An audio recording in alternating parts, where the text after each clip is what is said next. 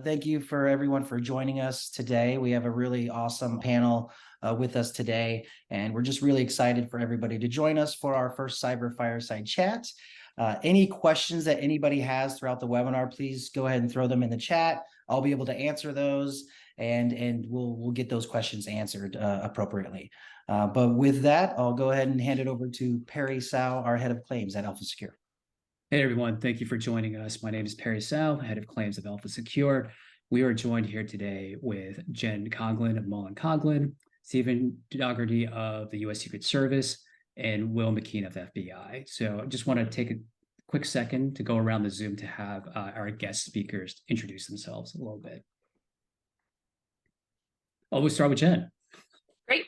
Thanks, Perry. Hi, everyone. My name is Jennifer Coughlin. I am a partner at the law firm of Mullen Coughlin, and we are a team of attorneys, over 100 and growing, that do nothing but counsel organizations in their investigation and response to data privacy incidents, as well as defense against regulatory claims and litigation matters, and also supporting proactive efforts being undertaken by organizations to comply with best practices or legal or contractual requirements around privacy and cybersecurity. Thank you. Will. Hey, good afternoon, everybody. My name is Will McKeen, special agent in the New York office of the FBI. Work on a squad specifically focused on these types of issues, business email compromises, cyber-dependent crime, and looking forward to having a conversation around this and any other kind of like cyber topics that you guys might want to talk about. Please feel free to reach out. We're always happy to engage with you. Thank you. And finally, Stephen. Hi, Perry. Thanks for having me on. My name is Stephen Dougherty. I'm with the United States Secret Service. I'm a financial fraud investigator that sits in our Global Investigative Operations Center in Washington, D.C. So I kind of have a unique view on all these cases. I am the Secret Service's BEC subject matter expert, or at least one of them. And from there, I run our business email compromise mission desk, where we're focused on incident recovery and rapid response to get money back to victims and find compromises.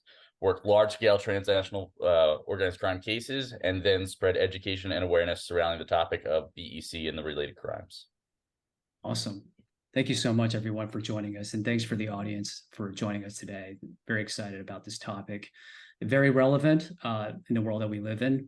So today's agenda, we'll just go through a list of topics surrounding business email compromise and social engineering, reporting and engagement of law enforcement, role of the FBI and the U.S. Secret Service, recovery timelines and expectations, legal considerations, and of course, preparedness and prevention, because that's what it's all about. So I am going to talk, the first topic of discussion here will be directed to Jen. My first question, of course, would be, so what are the key characteristics and techniques of business email compromise and social engineering attacks that organizations should be aware of? Yeah, I think it's great to level set with some definitional guidance of what is a business email compromise. So a business email compromise is when somebody that does not have authorization to be in your email account gets access and is in your email account. And so a social engineering attack is when you have a bad actor that is utilizing trickery and deception to dupe somebody into doing something, like give their username and password, pay an invoice, wire monies. And I think people sometimes think they're distinct, and they are distinct, but oftentimes we see a hybrid where we've got a business email compromise with a social engineering attack component as well. And Perry, if okay with you, I will give a hypothetical that may help those in attendance really understand. And in the hypothetical, you're going to fall for a phishing email. So in this hypothetical, Perry and I are engaged in a business relationship, and we email back and forth frequently between each other. And Perry sends invoices to me via email that I pay to him via wire. And let's say, again, hypothetically, that Perry falls for a phishing attack and he enters his username and password into something online that is being utilized by a threat actor to gain those credentials. That threat actor then remotes into Perry's email account, signs in, and he immediately goes to the search bar. And I think everybody on this call knows what they search for: wire, invoice, ACH, payment, things like that. And he finds the email communication that Perry and I have going back and forth about invoice for services. And because I know Perry and email with him all the time. When I receive an email from him, and this is where I look bad, Perry, I receive an email from him saying that he changed his bank account information and the payment of the invoice should go to a different bank account than the one that I've been utilizing for the months, years that we've been working together.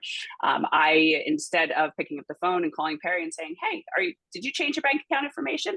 I just take him at his word, take the threat actor at his word, and I wire the funds to the new bank account that I think belongs to Perry, but it is actually in the possession and control of the threat actor, who then takes the monies out. And when it's discovered is when a few months go by and Perry says, Jen hasn't paid that invoice. That's really weird. I'm going to give her a call and see what's going on. So that hypothetical really walks through both components, the business email compromise and the social engineering attack. Yeah, that's awesome. I think that also highlights the type of cybercrime that we see, whether it's fraudulent instruction, where Jen, in this case, received the fraudulent instruction, and me, Perry, the organization that I work for, had an invoice manipulation where I can't recover the funds and you're out of the funds that you transfer. So I think that's a perfect example. And I see that quite a bit in terms of frequency of the matters that I've worked with you on as well. So that it's extremely effective. And speaking of effectiveness, I'll open this question up to the rest of the group.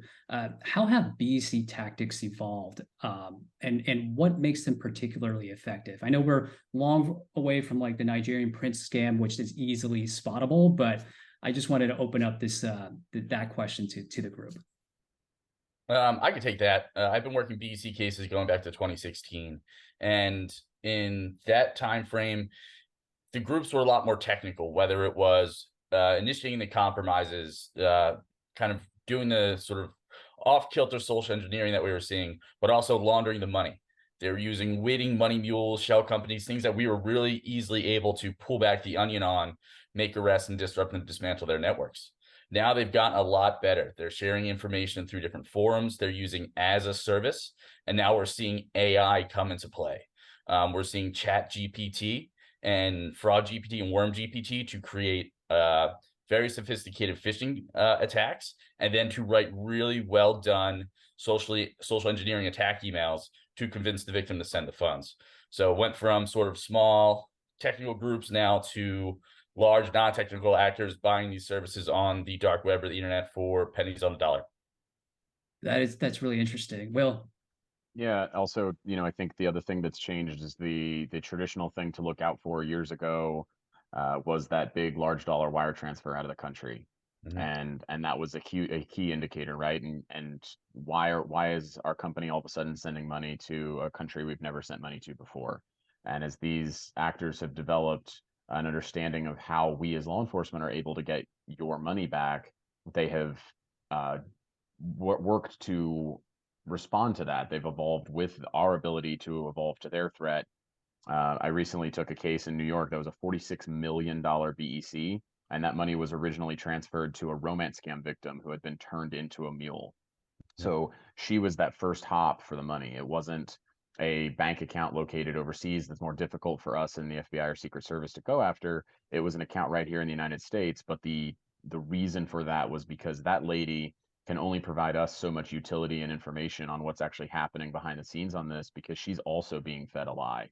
And because it's a domestic bank account that's registered as a business, it doesn't look as suspicious to those controls at the financial institution. And it might not even look that suspicious to you as the potential victim company, because, well, it just makes sense. That's another type of company we pay these kinds of transactions to all the time. So they've gotten more sophisticated and smarter about making realistic looking and believable reasons why this money is going where it's going. Right. And just one more thing I want to add, their net of collecting information has gotten a lot better and more efficient. So we say, BEC is driven by the interception and weaponization of privileged and contemporaneous information, right? They are stealing some bit of information using social engineering and then causing an attack from there. But they do that by, getting into an email system, installing email rules, and they used to get all of your emails, but now they want to be very specific. So now they only want emails with wire transfer, invoice, account number, anything financial. And then as they've gone through that ecosystem, they've matured themselves to know all the different transfers to target, right? So take a real estate transaction, for example. They used to just hit the closing costs and the down payment. That's what they wanted.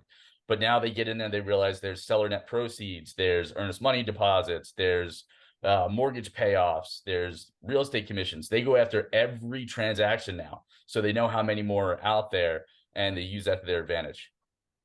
Wow, that's incredible in terms of sophistication. I think for me personally, I always thought it was more of like a human interaction. Someone unfortunately gave up their password somehow into their business email, and they were some low tech ways of creating an environment of social engineering. But it seems that there's a lot of robust work being done in the background from a criminal side. So in terms of the next topic, reporting an incident, engaging law enforcement, what steps should organizations take when they suspect that they've been subject to a social engineering attack or a business email compromise? And I'll open the floor up to the group, but let's start with Jen first. What is your recommendation?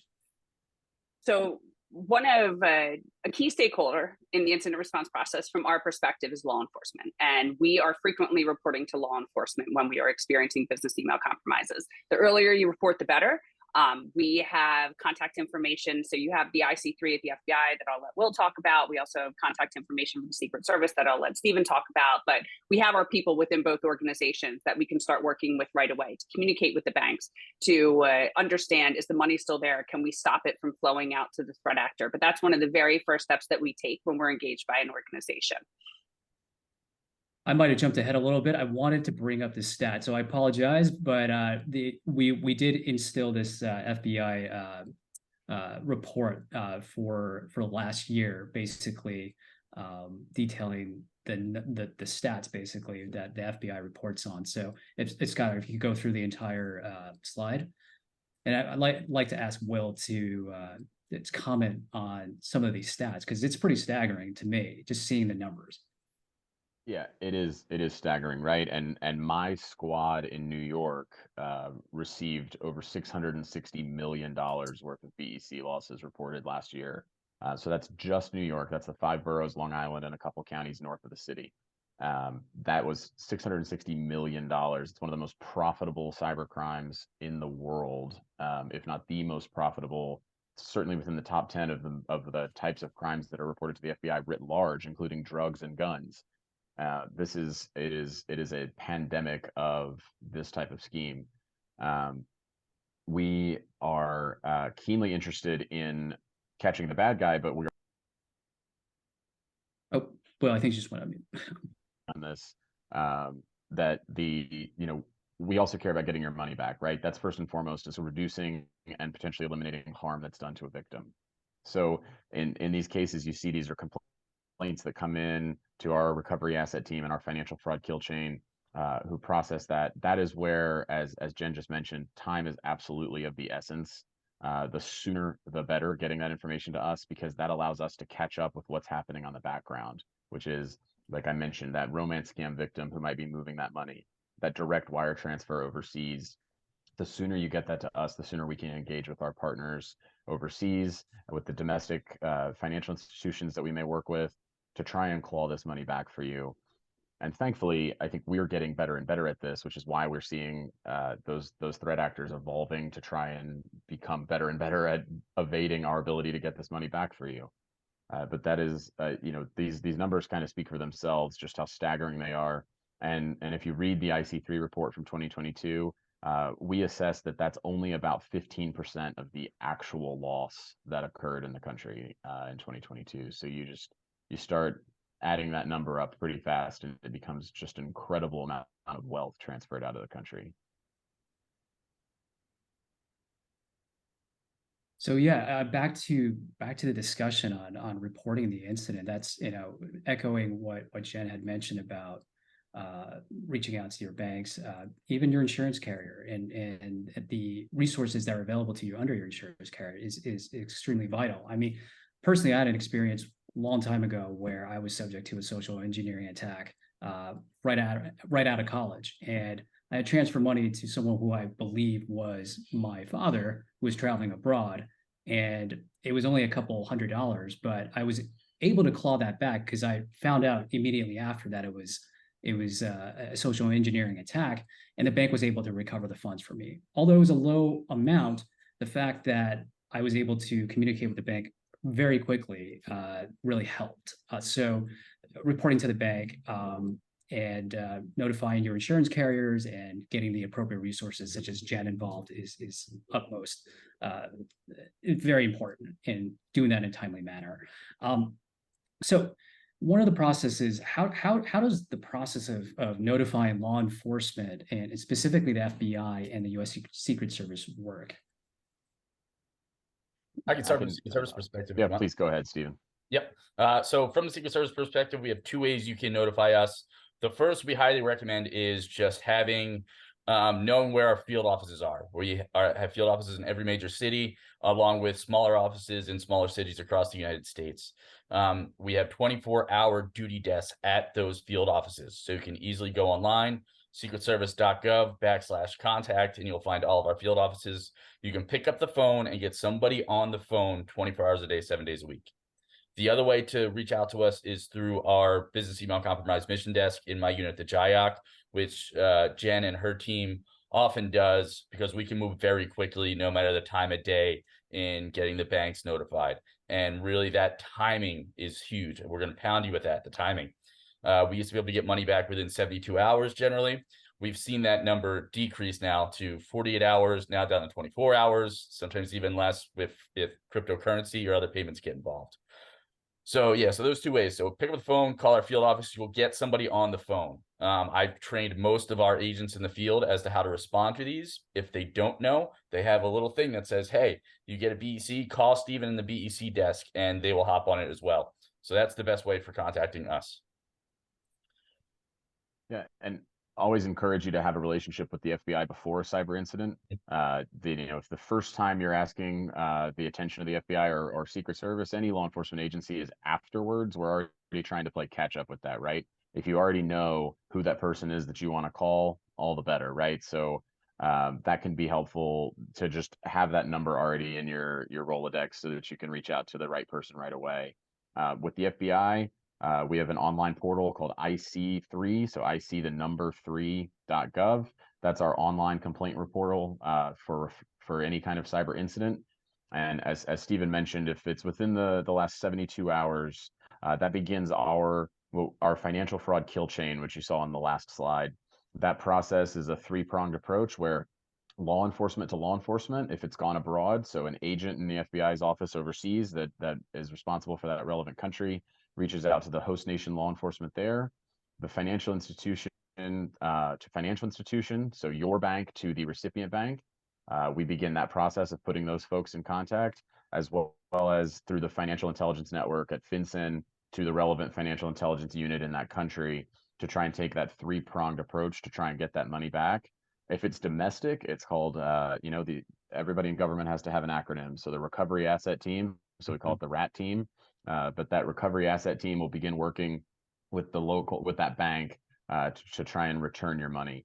In my experience, it is always preferable if we can get the bank to just return that money, having declared it as fraudulent. If it has to go through a seizure process, that can take many, many months to go through the courts and get your money back from the recipient account. If we need to do that, that's obviously preferable to having that money leave and make it even harder, especially if it goes overseas. But we will go through a forfeiture process or a seizure process if we need to domestically, and we have very, very high levels of success in getting money back if it's still in the United States. But we would always prefer to be able to just have that money returned to your account from the financial institution to financial institution, because that money comes back into your account within days, rather than having to go through the complex process of the courts, where there are actually like cooling off periods that are baked into the forfeiture process, where a person would have time to make a complaint or a claim on that money in court. So that's a little bit of what's happening when you report something to the FBI at ic3.gov. You can also always reach out to your local field office, but as Stephen said, it's always better to have that name of that person right away, who your local field office is at either of our agencies, to begin that process of working to get your money back. Mm-hmm. On our side, you guys have the Recovery Asset Team. We call ours the GRIT, is our acronym. for a funny little piece of info. Stands for JIOC, Rapid Response and Incident Tracking Team. But yes, ours is the GRIT, we call it. But great point with the banks. Also, having a plan with us up front in your incident response plan is great. Also, talk to your banks too. Know that they know what the hold harmless process is and the indemnification process, along with sending wire recalls. Because again, that's going to be the quickest way for victims to recoup their money is through that process.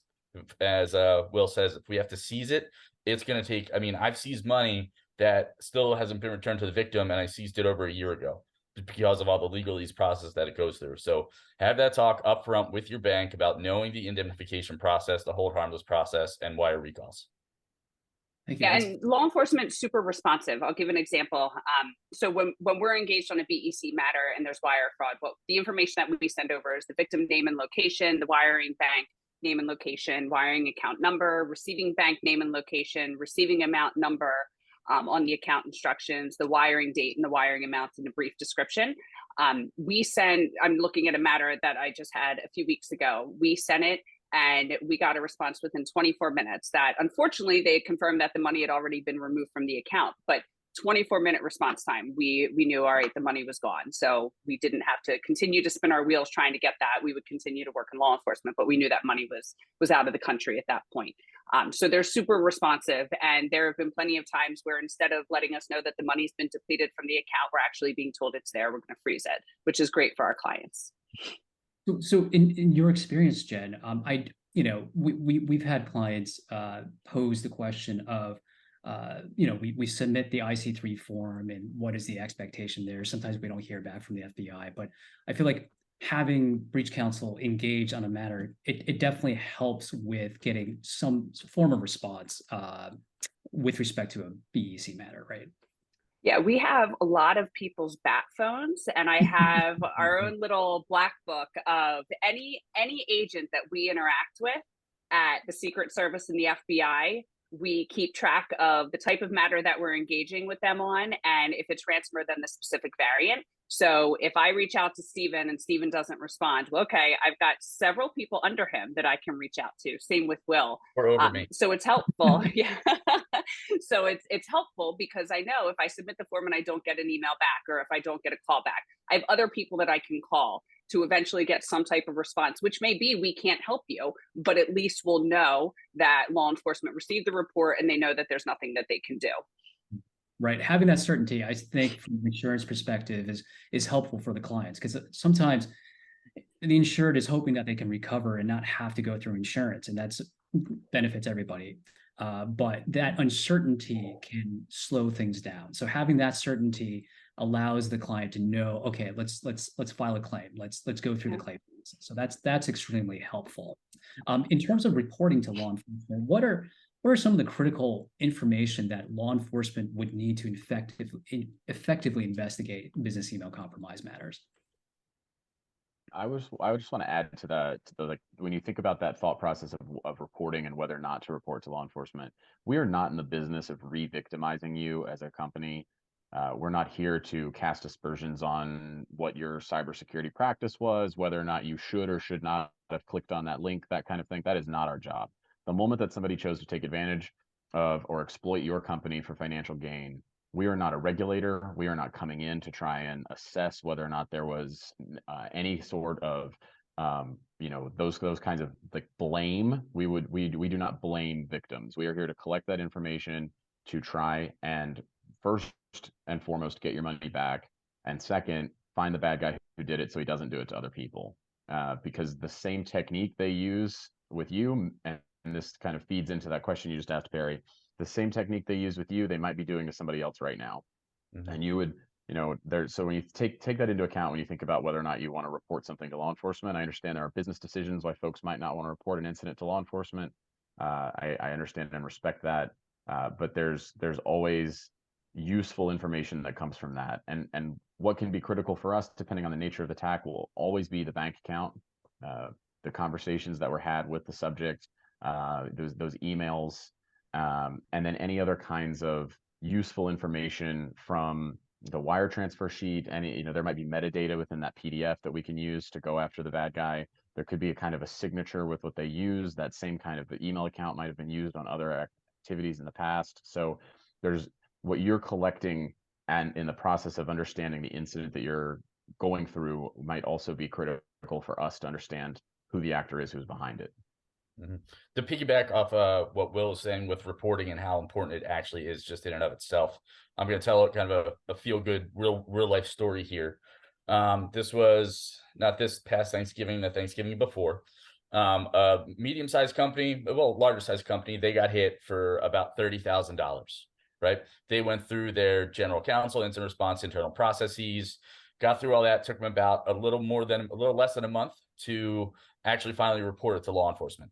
They were part of our cyber fraud task force from a different city. They knew to call me. So I get an email from them saying, hey, this is what happened. We sent $30,000 to this account. You know, money's probably gone, but we just wanted to let you know. I said, thanks. I had the bank account. It was 2 days before Christmas. I was sitting in my in-laws' basement trying to get some work done right before Christmas. And this email comes to me and I'm like, all right, well, let me look into the account anyway. So I contact the financial institution and my favorite investigator there. And I say, hey, look, you know, this company sent money to this account. It's a BEC. We know the money's probably gone, but just want to let you know so you can take a look at the account and get your reporting going. He's looking at the account and he goes, literally, oh, I'm like, what's going on? He's like, $250,000 just hit that account last night and it's all in there. I'm like, oh, great. I'm like, I guarantee it's probably proceeds from some type of fraud. So he gives me the little bit of wire information he can get from there. And it turns out it's a nonprofit. So I'm like, all right, let me see what I can do and figure out who at this nonprofit is. And so I start making phone calls, cold calls, you know, 2 days before Christmas. Hey, I'm looking for somebody, you know, in your financial department. I think you guys have a problem with the wire. I'm from the Secret Service. Click, they hang up on me right away. I'm like, oh, great. So I keep trying though, because there's a lot of money. So I, you know, kept looking for different people at this nonprofit. Finally, I get somebody on the phone. They start yelling at me, calling me a scammer, all sorts of things. And I say, hey, hang up the phone, call a field office, ask them my name and see if I actually work for them. And they did that. And then they called me right back and I actually FaceTimed with them to show them my credentials. I asked them, had they sent that wire? And they said, yeah. Why? We're like, well, we think it went to a wrong account. And they're like, oh yeah, it did. It's supposed to go to this bank instead. Like, okay, no problem. We have the money. Get your bank to do a hold harmless. We'll get that money back to you. Luckily we did, because that was that nonprofit's operating budget for that year. Had they lost that money, they would have been out.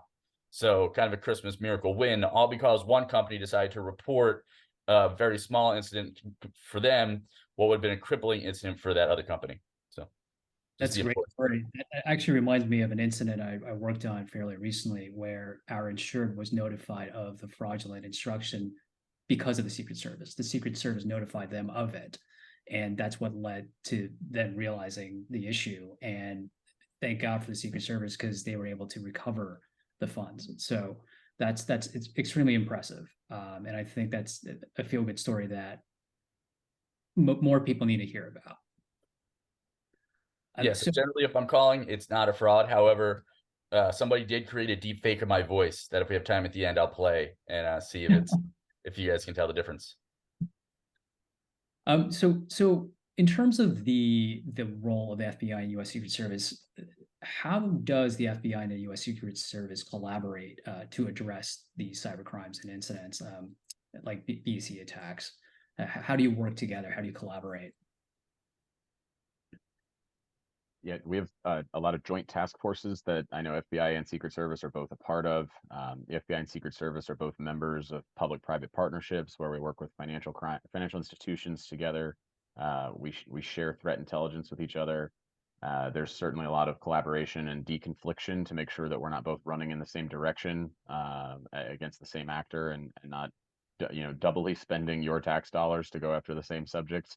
So there's a lot of collaboration and making sure we understand and learn from each other's understandings of the ecosystem and where we're seeing those actors. We also work together overseas.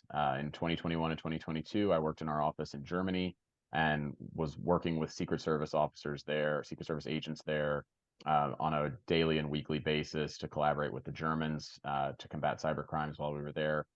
So we recognize that for you as a victim, you don't care if it's a Secret Service agent or an FBI agent who's doing that, and we want to work together collaboratively in response to these cases and in particular, use each other's individual skills and abilities, agency's individual skills and abilities to really maximize the impact that we can have on these cases.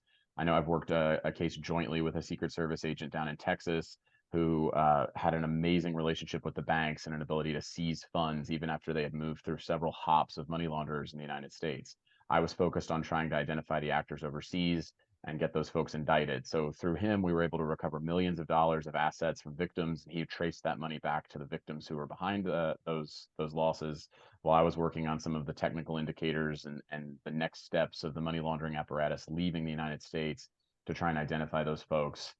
And we recently extradited the main subject in that case out from Spain. So it was working together to try and have the holistically most impactful benefit to trying to disrupt that group. Yep, I agree 100% with that. And just the collaboration, particularly overseas, is what I like to look at when it comes to the U.S. Secret Service and the FBI.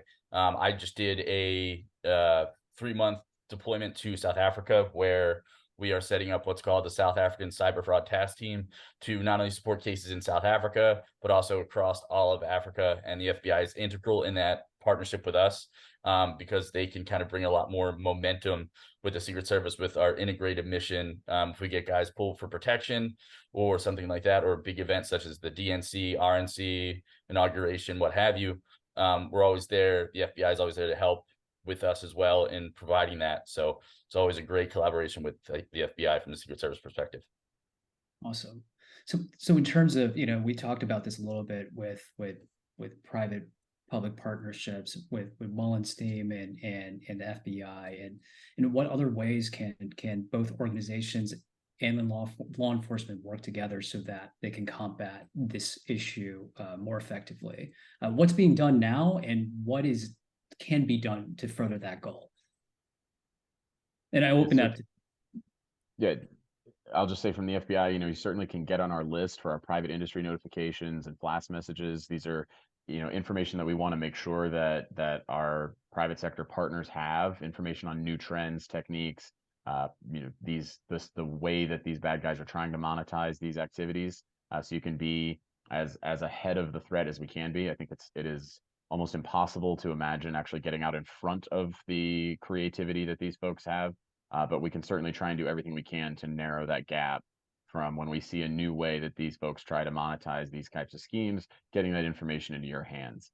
It is also helpful to partner with us. We can come out to your organizations and do tabletop exercises where we work through a cyber incident with you. You can bring your outside counsel, and we run through an incident. So say, all right, this is what happened. Now what do we do? So you're not doing this the first time when it's real. We get a practice session in of what it is actually like to go through a cyber incident. We work together. We see where we might need to learn something more, and you get to understand what would have been happening in the background with the FBI or the Secret Service. So when this incident actually happens, you have at least some understanding and familiarity of just what this actually looks like when it's happening, because we've been through it together.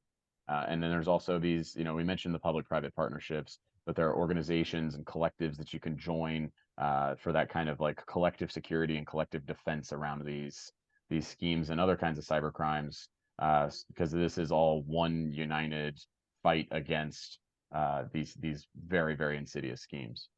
Mm-hmm. Agree. One thing from the Secret Service perspective to put out there, we have what's called cyber fraud task forces, right? And you think to yourself, okay, that's probably just law enforcement, maybe it's Secret Service, FBI, HSI. No, it's not actually. We open it up to pretty much everybody in that area that has a stake in cybersecurity and cybercrime to come join the cyber fraud task force. Just yesterday, I was in Chicago, and we did exactly what Will said. We put on a tabletop exercise. We call it a cyber incident response scenario, where we had over 100 people from the local area of Chicago, from different healthcare sectors, construction, real estate, retail, you name it. They sent out either their IT, cybersecurity, or even some C-suite folks to participate in one of these collaboration and scenario sessions. So we highly encourage you, whatever city you're in, reach out to the Secret Service and join their cyber fraud task force. Again, you can usually just call the phone number on the website for that field office and say, hey, I'm interested in joining the cyber fraud task force. If you have one, can you send me an email? And they'll give you an email to join. and then you'll get notified of upcoming meetings. We usually do them either quarterly or at least twice a year, to bring in the private sector and get everybody in the same room. And yeah, tabletop exercises are very key. We'll come out, same thing with the FBI, and we know they can be sensitive sometimes. So, we'll come out. I've gone out and done a tabletop exercise where I was only there for 20 minutes. That's it. Flew across the country, went to the meeting, walked in, told them what we did and how we can help and how to contact us. And they're like, that's great. All right, we're going to do our private stuff now. See you later. And I left, got on an airplane and came right back. But we'll do that for you guys as well. So really think about that. And Jen, I know that Mullen Coughlin does a lot of tabletop exercises with their clients, and also based on your experience after working on a matter with a client, how has that kind of improved their security and their awareness of these type of incidents?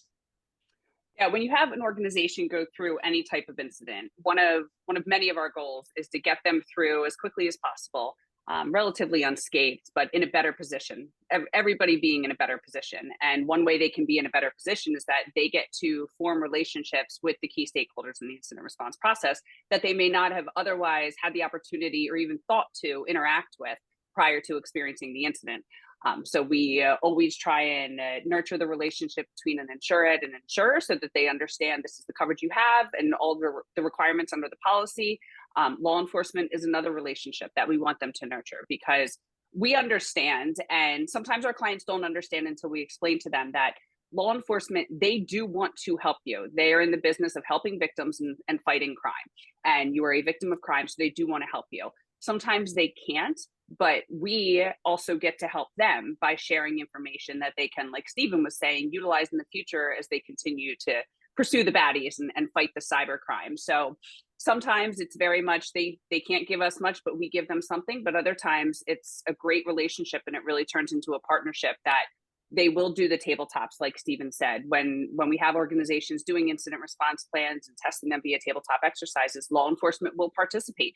Maybe, like Stephen said, just for 30 minutes, and then it turns into a private discussion. Other times they're there for several hours and just a sounding board to bounce ideas off of. That's awesome. So in turn, we covered some of the topics of discussion in this slide, but I think just to reiterate, from law enforcement's point of view, insureds are always concerned about the timeline and expectation of recovery. So in a good scenario, what is the expectation? In a bad scenario, obviously you can't recover, but what is the general sort of guidance that you would provide to clients when they're looking for recovery? Yep, I can take that. So in a good scenario, if we are notified usually within 24 to 48 hours of the funds transfer, we have pretty good success at getting that money back. As Will said, we could actually trace it across a couple different hops. And if it stays in the country or if it goes to a certain crypto exchange that we are very good at working with, we can still kind of either claw back or trace some of those funds. So yeah, so that 24 to 48 hour time frame is vital. Top three things to do is notify your bank first. You're the victim bank. Then if you know somebody or have a contact at that receiving bank, notify them, then law enforcement. And the three of us can all, along with Jen and her team as well, because then we can all start getting rolling on getting the recovery done. And, even if we do have a couple of hops, we do try to trace everything out as far as we possibly can to get money back. We've had instances where BEC funds will hit an account. That money mule will take all the funds out in cashier's checks and then is instructed to FedEx them somewhere else, where we've gotten that FedEx number, we've gotten the tracking number, and I've actually sent agents out to figure out where those checks are going to be delivered and intercept the cashier's checks. We've had that happen several times, oftentimes with some type of funny or crazy story involved, but we can still work it that way. But again, 24 to 48 hours, you have to get that information out there to us so we can get moving on it. Yeah, agreed. Similarly, getting that information to us as soon as possible. If we can figure out who the actor is behind that account, we can check that next stop where that money's going. Even if they take it out in cash, we might already be aware of another bank account in that individual's name, or maybe we see that deposit. And so we've certainly done similar things where we knew that subject was going to be coming out to the bank to withdraw the money, that second hop, and we were there waiting for them when they showed up. So it is the sooner the better, gives us as many options as possible to try and get the money back. Right. So the first 24 to 48 hours is critical. And quite often when we have claims that come in, our insureds didn't realize that they had a fraudulent instruction until maybe a couple weeks or a couple months down the road. And so in terms of best practices, then it's really important for insureds to understand what to look for to be able to notify within 24, 48 hours. And that's really just preparedness and best practices. And speaking of best practices, what are some of the best practices from Jen, your point of view, that insureds can undertake in order to start spotting these fraudulent transactions and be able to try to recover? Yeah, employee training is key. So having a process whereby if there is any type of financial account change being made by any of your vendors or business partners, it shouldn't be a process that is solely limited to email. There needs to be more. And sometimes you have organizations where it's coming from inside the building, where it's somebody emailing the CFO or somebody in billing saying, take this step, get up and walk down the hallway, or FaceTime somebody, do a video call, because you need to take that extra step to verify, especially as Will and Stephen were saying earlier, with the support of artificial intelligence and all of the intelligence that they have from having these attacks be successful over the past few years. They've really gotten good at disguising themselves in these phishing emails and evading detection by humans that are receiving the emails that they then respond to, either via taking funds and putting them in the wrong account, or providing their username and password. So the human element is something that it will always be a risk. You can't completely address that risk. So training is very, very important.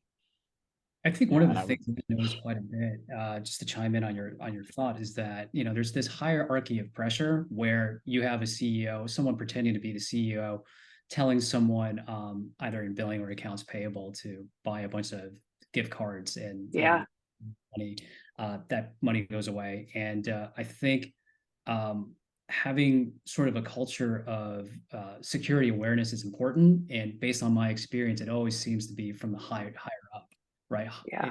Top down is very important. And to me, I think executives at companies should take cybersecurity very seriously in order for the rest of that information to be instilled and resonate with their employees.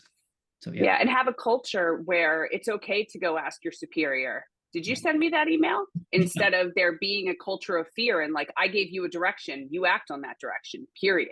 Because we oftentimes see these scenarios where it's somebody who is afraid of their boss, afraid of the CFO, and saying, I got an email saying to go buy gift cards. I went and bought gift cards because that's what I was told to do. I do not question any direction that I receive. But I think around the context of cybersecurity, we have to encourage the questioning to happen, because a lot of these events can be detected and stopped very early on and prevented from being successful if we do have this open door policy where it's okay to ask questions and be suspicious of every email and every communication that you have. Absolutely. Can't emphasize that enough. Absolutely. The culture of it is okay to have taken an extra half an hour to send that wire because you went and asked someone else. And if a legitimate client says, why isn't my money in my account yet? It is because one of our services we provide you is our robust verification and cybersecurity practice. It took us an extra half an hour. I don't care if it takes an extra day to get you that money. The reason we did it was because we have processes in place to guarantee that we're not actually going to accidentally send that money somewhere else, because that's how much we value the cybersecurity of you as our client. So I understand we want to move fast. We want to get deals done. We want to move. But it is a value add of working with us as an organization, that the reason why it took longer was because we were ensuring that this was safe. I actually have a success story of where the culture of reporting and the culture of security really helped. I can tell it real quick.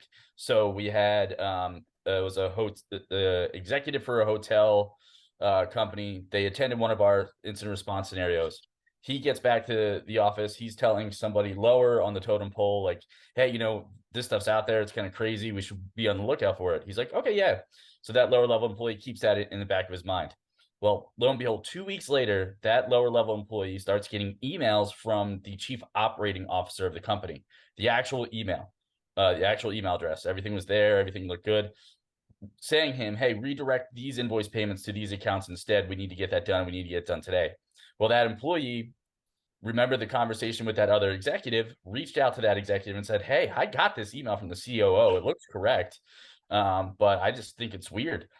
The executive recognized it. He immediately called the assistant director of the Secret Service, because he was there as a panelist at the scenario, and said, hey, I think we have one of these. I was about to get on a flight. The AD calls me, says, hey, you're handling this. You're not getting on your flight. Call this executive. So we call the executive. I get the lower level employee on the phone. I'm like, what happened? He's like, yeah, he keeps sending me bank accounts to send send money to. I'm like, okay, you mind if I take over your email account for a little bit? And he's like, yeah, sure. So I just posed as the employee. I kept responding back to the COO saying, oh, I put that account in our system and it didn't work. Can you give me another bank account? Give me another bank account. Give me another bank account. I did it 12 times. And I took down 12 different bank accounts. All had BEC activity in them. All were being shut down just because they had that culture of security and that culture of reporting. And it was a successful operation just by, one lower level employee reporting it up the chain. I think I would add to that also. That's a great story. I think trusting your instincts a little bit. I think when you get that tingling feeling that something's wrong, don't ignore it, report it. And that's definitely staved off a lot of potential major incidents that I've seen. In terms of, not to jump around a lot because this is a great topic of discussion, but I wanted to kind of talk about sort of the legal and regulatory considerations of business email compromises, and what are some of the legal implications, Jen, when an organization faces a successful business email compromise attack, especially in terms of data breaches and customer information exposure? Yeah, so I think when you're talking about BECs, everybody's so hyper-focused on wire fraud. And when you think of ransomware versus BEC, like ransomware gets all the traction. Ransomware is the sexy one. Everyone's talking about it. Ransomware is super, super noisy. A business email compromise can still be equally catastrophic and expensive for an organization to respond to. And I think we're getting better with that education point landing with people. But when you have a business email compromise, yes, you're worried about the money that either was supposed to be wired to you and you didn't receive, or you're wiring out to somebody and you send it to the fraudulent bank account. But there's a whole host of legal considerations that you have as well. So you're going to need to get counseling, because you need to understand there's unauthorized access to your email account. That's essentially one big file, and what information is in that email account. Because if there were certain actions taken by the threat actor to access that information, download that information, or if the information was simply accessible for an extended period of time, you may have legal obligations to report the incident out. So you're bringing in counsel to support that investigation. You're bringing in a forensic investigation firm to understand, number one, is that the only email account at the organization that's at risk? Or do we have a systemic issue and more accounts that are compromised at the organization that we haven't identified yet? But really put a box around the event. So what accounts are compromised, what information's at risk, what steps the threat actor took while in the email account, how long were they in there, things like that. We time and time again have organizations come to us say, we just had wire fraud, there's no protected information in the email account, you got nothing to worry about. Cool, that's fine. I want to believe you. Let's, talk about whether or not we stop the investigation here, or should we take some additional steps to do due diligence and determine if there is any information in there, like a social security number or a financial account information. And 9 times out of 10, we get hits. And what will happen is we learn that there's no archiving process, and the email account has information going back many, many years. There will be information that is sensitive, protected under law, that is in there, not encrypted, not secure. There have been emails sent to people inadvertently that were never deleted.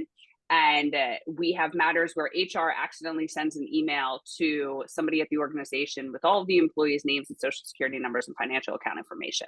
And that email is never deleted, even though they're told delete that email, even though we're asking IT to go in there and remove the email from that email account. All of that data being at risk as a result of this incident is going to trigger reporting obligations under law and under contract.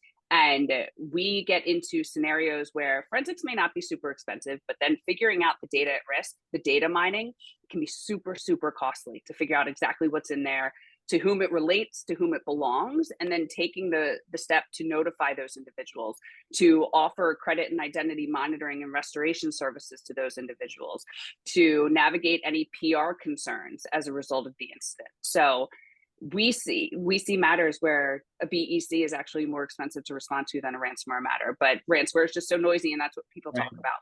Yeah, absolutely. I mean, in terms of the matters that I've seen, the highest frequency of matters that we've seen has been BECs and social engineering events. So 100%.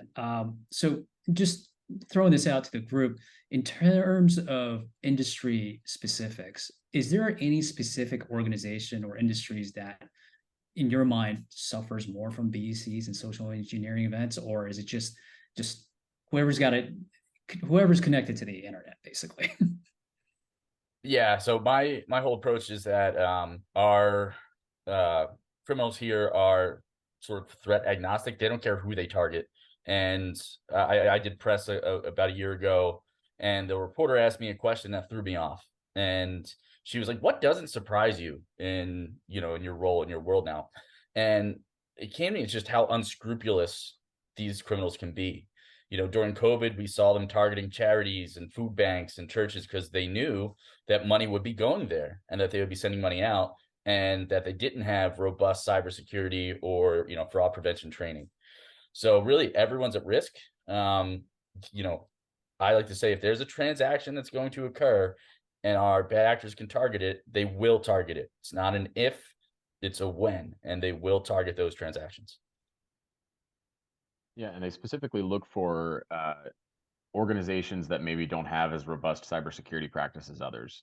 If you look at industries where they know there are going to be large dollar wire transfers, that especially if they go abroad, that do not necessarily, that organization doesn't have 1,000-person cybersecurity shop like a major bank does or a tech company, but I can find an organization that's trying to work as fast as possible, the startup industry, legal firms, any kind of real estate transaction. I'm looking at a large 6-figure or above wire transfer that I know I can get from an organization that might just not have those robust cybersecurity controls already in place. If it doesn't work, I'm just going to move on to the next victim, because it is such a target-rich environment out there. If I'm a bad guy, I'm just looking to find the place that's going to work. And if I knock on that door a couple of times and nobody answers, I am just going to move on. And I'm going to try and find somebody else who will fall victim, because as Stephen pointed out, I don't care who I stole money from. I will steal money from a charity. I will steal money from the government. The only people who care whether or not it came from a romance scam victim or a business or the government are the money mules who are terrified of moving government money, but they don't care if they're moving romance scam or BEC money. These actors really don't care who they steal from, but they will try to find the path of least resistance to get the most money they can as quickly as possible. Right. Right. No, absolutely. That makes sense. And that kind of leads to the need for us to be prepared to prevent these type of issues, taking proactive measures to defend. And that, to Jen's point, education is so key. We did have a question about whether certain softwares are useful in defending against business email compromise and social engineering events. And I would say, having those in place is probably beneficial. It's to supplement what you already have in terms of your controls. So, but I don't think that technology alone would be able to eliminate this issue. So, I mean, one thing I don't know, Jen, if you see this quite a bit, but I've had events where the compromise occurred because there was no MFA. And I know there's like question of whether MFA is super effective or not, but I think for the most part, it does help. And some of the conversations I've had with insureds after the event is that, oh man, like I've been trying to push the company to implement MFA across the email account, and I just been, being vetoed because of its inconvenience. And so I find that to be interesting, because then the IT director would be like, yes, I didn't like the fact that we had a claim, but this actually gave me ammunition to push for some of the security controls I've been pushing for the last year. And so implementing MFA is a very basic thing that I think could help. It's not the end all be all, but some of those security controls will definitely be beneficial. And just want to open it up to the group to see what other controls you think would be helpful. Yeah, I think that's right. Like security is inconvenient, right? We refer to it as the security paradox. If you make something harder to get into, it is safer. It is very difficult to get into FBI headquarters or the White House, but that is a very safe building. But Union Station here in DC is not as secure because it's very easy to get into. Anyone can just walk in. Same thing with your practice, right? I'm shocked at the person who says we don't like using MFA because it's inconvenient. Well, so are passwords. But I don't think anyone is. I mean, I'm looking forward to a passwordless future in cybersecurity, but that is because we will have other robust security features. MFA is what is so critical right now to prevent social engineered hacks. Even if it gives you that little like next step, that little check again. That's like, well, wait, why does he now need my RSA token? Why do I have to provide this information as well? I'm going to get a text message verification about this that needs to come to my phone. There's so much that's just built into having that. That is why it's literally called multi-factor authentication. You should also think about it as multi-factor security. We're just providing one more fail-safe to try and trip our human instincts to say there's something wrong here, or to try and defeat that person's ability to be able to get into our systems and do something bad.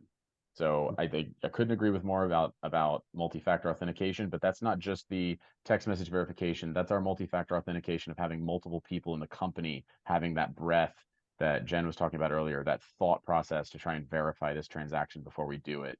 And having that culture that says we will verify before we do something is another form of that multi-factor security that we should have, that holistic response to security that keeps us all keeping each other accountable for that moment when, God, it's just a busy day and I'm just going to click go on that wire transfer because I just need to get this done for the boss. But giving us that culture around having multiple factors that come into how we keep ourselves safe. I know we're running out of time, and I think, to try to close this off in terms of this conversation, the security threat criminals are always enhancing their abilities, and I would like Stephen to show his deep fake message just to show up like the enhancement that the technology that criminals are using to do us. I And definitely got that request. Okay. See what I can do. and it kind of circles back to Will's point of implementing security controls, even basic security controls, just to make it harder. Yep. So I was with a private sector partner. We always kick around ideas. They work on sort of the front lines of wire fraud, and they're seeing a lot of deep fakes in being used more so just on the voice fake, not necessarily video. So we started to kind of figure out, okay, how easy is it? So they took a 5-second recording of my voice and made this. Hopefully you can hear it. Hello, Tom. This is Stephen with the United States Secret Service, and I'm calling you about your recent funds transfer incident. I can't share details over the phone, so I will email you some details that I've learned and will request additional details to assist in our investigation. Please be on the lookout for an email in the next hour or so. Thanks. That's pretty incredible. Yeah, so that was not me. That was a deep fake of my voice. And, at least in that sense, we're trying to help somebody, but who knows, that could have been used for fraudulent means to get more information out of somebody. So Absolutely. You never know. Thank you. That was pretty impressive there. Maybe minus the inflection, right? But man, that was pretty impressive. I did want to point out, we did have a comment that just came in that said this was the best cybersecurity discussion they've seen in 15 years. So kudos to you guys. Amazing job. And Perry, I'll hand over to you to. I would just say one thing on the verification side there, Perry, before we close out. When I've been saying all these things about have a culture of verifying, right? Don't believe me when I call you over the phone and say I'm an FBI agent. Yeah. Right? That's how you defeat that deep fake, is by going onto Google, finding out the phone number for the Secret Service office or finding out the local FBI office, calling our switchboard and saying, I received a phone call from Special Agent McKeen at the FBI. Can you route me to his desk? Because now you have done a multi-factor authentication to verify that. I am amazed at the people who have fallen victims of cyber crimes, and I call them and say, hi, I'm calling about your fraud that you fell victim to, and they just immediately believe me that I'm an FBI agent. It makes my life a little easier, but I wish they wouldn't believe me. I want you, it's just would be so much better if they say, I don't believe you're an FBI agent. And I'm like, I'm so glad you said that. Please call our switchboard. No, that's an amazing point, because you're a person of authority, and that's one of the things that people respond to immediately. And I think questioning that authority is potentially a good thing and safe. Be skeptical of the person who calls saying they're here to help you with your problem, because they might be someone who's there to amplify your problem. Right. Right. That's a really good point. That's a really great point. No, I just want to thank everybody for joining. I want to thank the guests that were here today, and I want to provide some additional resources for our audience members. Thank you very much for joining, and hope to see you in the next one.